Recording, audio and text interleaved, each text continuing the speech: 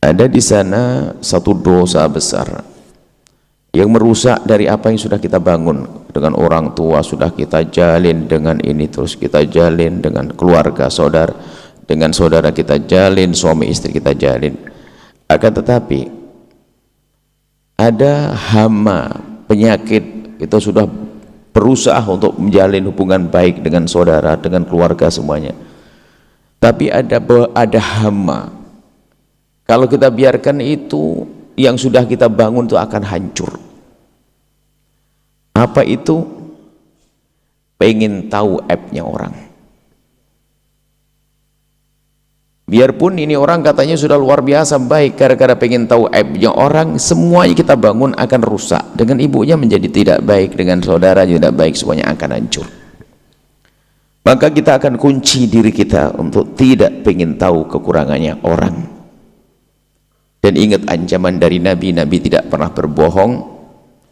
Man tatabba'a aurata akhihi, barang siapa yang mencari-cari aib, celah, kekurangannya orang lain, tatabba'allahu auratah, maka Allah yang akan bongkar aibnya dia.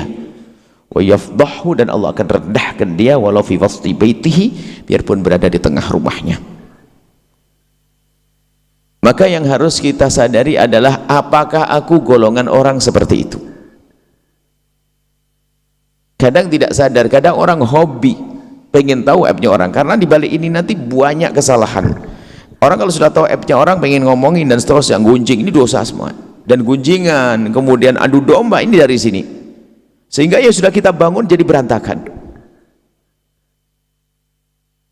Kita nanam padi, kita mupuk, dan kita pupuk, tapi awas jangan sampai ada werengnya. Jangan sampai ada, ini harus kita jaga sekarang. Nah, ada orang punya hobi pengen lihat kekurangannya orang lain. Kalau memang ada di antara kita semacam itu, ayo segera tobat. Jadi jangan pengen tahu kekurangan orang, kemudian setelah tahu bagaimana kita. Jangan pengen tahu, misalnya kalau ada handphone dititipkan kepada Anda, sampai mati jangan dibuka kecuali diizinkan sama yang punya. Ada orang hobinya pengen tahu, kalau sudah misalnya duduk begini nih, duduk begini, temennya di sampingnya itu buka handphone, buka WhatsApp, dia tuh ngelirik begini, itu sudah langsung nyambung, paham dia, padahal ngelirik dok, lap-lap ini sudah tahu semua isinya, padahal dia tidak buka, nyambung dia dan terekam dia. Oh iya dia punya masalah kayak sama istrinya. Padahal hadir pengajian nggak paham dia, bahlul dia. Tapi kalau sudah pengen tahu aibnya orang, cepet banget. Kalau ke rumahnya orang, kan banyak buku sejarah Nabi, buku ini. Yang dilihat apa? Otaknya. Yang dilihat buku agenda. Bukanya pun cepat. Das langsung. Pengen tahu aibnya orang, kekurangan orang. Itu nasib buruk. Kalau sudah orang biasa melihat kekurangannya orang lain, na'udzubillah, wahai Allah, Allah akan buka aibnya dia. Mau tidak mau lihat, Allah akan rendahkan dia. Makanya jangan sampai kita pengen tahu aibnya orang, dan biasanya ini ada penyakitnya lebih dulu mana sampai tidak tahu, karena dua-duanya jelek, antara menggunjing dengan pengen tahu aibnya orang. Orang kalau hobi menggunjing, dia mencari kekurangannya orang. Kalau orang sudah sering tahu kekurangannya orang, menggunjing nanti ujung-ujungnya. Ini dosa besar semuanya yang tidak pernah dicermati. Maka dari itu ayo kita jangan sampai kita pengen tahu kekurangannya orang. Berusaha jangan sampai kalau ada sesuatu, mungkin ada amanat tentang surat, tentang buku dan sebagainya yang sepertinya sangat rahasia, kita tidak perlu pengen tahu kekurangannya orang. Nah ini kita untuk menjaga tidak tahu kekurangannya orang, ini perlu latihan. Sebab ada watak jelek kita, kotor kita, hawa nafsu kita, kesombongan kita pengen. Bahkan kadang setelah kita melihat kejelekan orang, kita bertepuk tangan. Bertepuk tangan, oh gitu, syukurin deh. Masya Allah. Jadi yang pertama, ayo kita jaga agar kita tidak melihat kekurangan orang lain.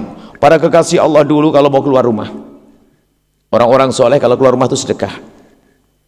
Setelah sedekah minta kepada Allah, ya Allah, jangan kau tampakkan kekurangan saudara-saudaraku di mataku, ya Allah. Karena takut kalau sudah melihat kekurangannya orang, maka takut dia suudon, dia kemudian merendahkan, dia tidak enak. Allah as-sittir, Allah itu adalah zat yang maha menutup.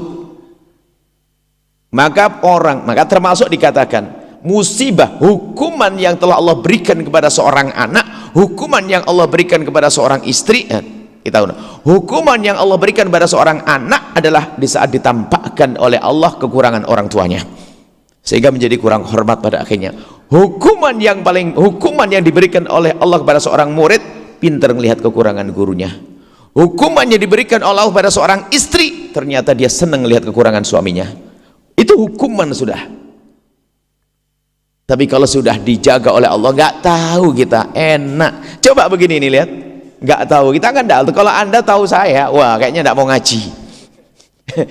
Kalau tahu kejelekan kami ini, wah ini nggak ngaji. Karena Allah ditutup kekurangan kita, maka disinilah kita bisa saling senyum. Maka Allah sitir, maka tutuplah. Begitu sebaliknya, barang siapa yang menutupnya orang, man satar, menutup kekurangan orang, maka Allah akan tutup aibnya nanti di akhirat. Aib di sini adalah kesalahan, kekurangan, dan seterusnya. Ayo kita jaga di sini. Jangan sampai kita biasa melihat kekurangan orang. Jangan pengen tahu. Setelah Anda menyaksikan video ini, jangan lupa berselawat kepada baginda Nabi Muhammad sallallahu alaihi wa alihi wa sahbihi wasallam.